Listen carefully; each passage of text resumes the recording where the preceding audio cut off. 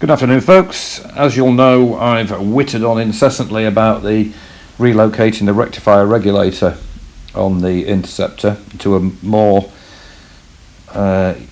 rectifier friendly location, and I've sent cables out to all over the world now, to probably about 40 people, and I've asked people to send me photos of the installation and let me know how they got on with it.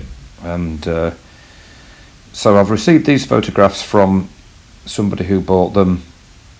As you can see, there is the re-sighted rectifier regulator. You can see it's got two hex bolts actually on the RR unit that holds it onto a metal bar, which is held on by two of the more widely spaced hex nuts. You can see, hex bolts, which are screwing into existing threaded holes on the steering yoke, which is rather convenient. So there is a shot of the RR unit at the front of the bike, exactly the same as my own bike, and here is a shot of it from the back with the cables routed over the top of the oil cooler. Now, as I've said in previous videos, the cables on the RR unit, you can see them there, the wires, they're moving through about an inch and a half, not much, because it's smack bang on the steering head, so they're under no strain whatsoever. They don't bend, they just move. No issues whatsoever with that, and the cables, as you see, have been routed over or around the oil cooler bracket there. The feedback I've had has been 100% positive completely. Two reasons, I think, really. One, it will ensure the longevity of the RR unit, which is going to be nice and clean and cool at the front of the bike. And I think a big thing is it's a plug and play thing, so you're not having to cut wires. I don't want to be doing that on any modification on my own bike, hence the plug and play aspect of it. And as you'll see, that's the side view of the bike. If you look just to the left of the vertical frame tube, just on that slight bend before the weld at the bottom there, there's like a little rubber shroud, look, which this person's put on over the actual block terminal connector. They are waterproof. The 4-pin, which is taking the output from the rectifier regulator and putting it back into the wiring harness, that is a waterproof connector. The big 3-pin one, which is the output of the alternator, isn't waterproof, and it actually is exactly the same as what's on the rectifier regulator unit, which normally lives under the bike, 4 inches from the road.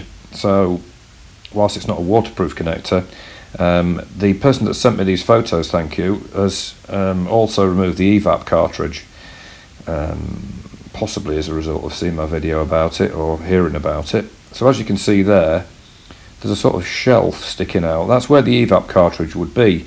Now, if you see those threaded holes in the alloy engine case in there, that is where a metal plate would have been to mount the rectifier regulator on, and then right next to the engine, and then the EVAP cartridge would have sat on that shelf. So, as I've said in previous videos, numerous videos, the RR unit is sandwiched between a hot engine and the EVAP cartridge. Now, as you can see from these photos, the EVAP cartridge is now history, which is the best place for it. The plate has been removed that held the rectifier regulator in place against the engine, because you don't need that. And what this person's done, which very sensibly I think, is to put rubber shrouding round the 3-pin. And also you can see just above that big shrouded area there's a smaller bit, that's the 4-pin. But like I say, that actually is waterproof anyway. Looking at that photo, actually, I think it might be the neutral switch that bit is covered up there. Yes, it is. So the big 3-pin plug there has been covered in shrouding and cable ties. Now, if you look at the left-hand side of the bike, right-hand side of the bike now, that's it with the modification done.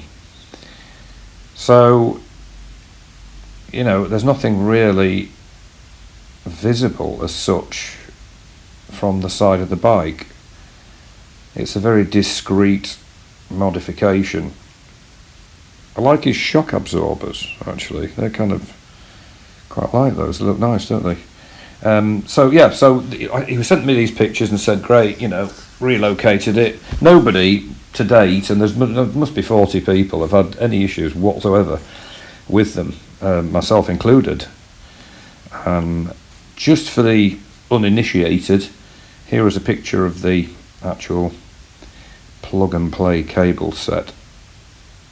One of them's, well, I make them about 1 metre long, so you've got plenty there to route it as you want.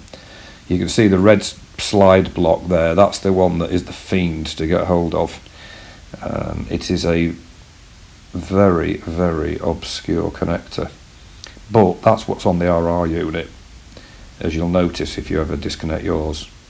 And it's a bit of a swine to undo and do up. I've done a small video on how to actually push that slide and make everything engage together as it should. Just above that you'll see the 4-pin plug. So effectively you've got 3 wires coming out your alternator, 3-phase. They go to the RR unit. The RR unit turns the alternating current into direct current and powers things on the bike, and also puts charge back into the battery. But of course, if your alternator is chucking out, you know, loads of current, you could fry your battery. So that's what the RR unit's all about. It dissipates the excess charge through heat, which is dissipated by the cooling fins, which is why it's important to keep them you know, in an airflow and not covered in muck with blocked fins and so on. This next photo shows the a repeat of the first one I started this video with. So that's it in place, and you'll find that it's, if you do choose to do that modification, I think it's going to make a big difference. I think it might make a big difference to Royal Enfield sales of replacement rectifier regulators. That's my aim, because they're all over eBay. I mean, they're all over, you know, Amazon and everything. I had one subscriber who said, oh, mine burned out, and I fitted a new one in exactly the same location and it's been perfect ever since. Well, yeah, but he did it a year ago. His last one lasted 4 years, which I don't think is long enough.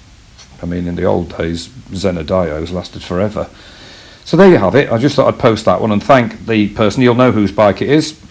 Feel free to post. I don't like to name people unless I've checked it with them first, and I haven't been able to this time. But thank you for the pictures. If anybody else has done it, let me know. My email address is in the description for this video. And in the meantime, if you're out on your bike, take care.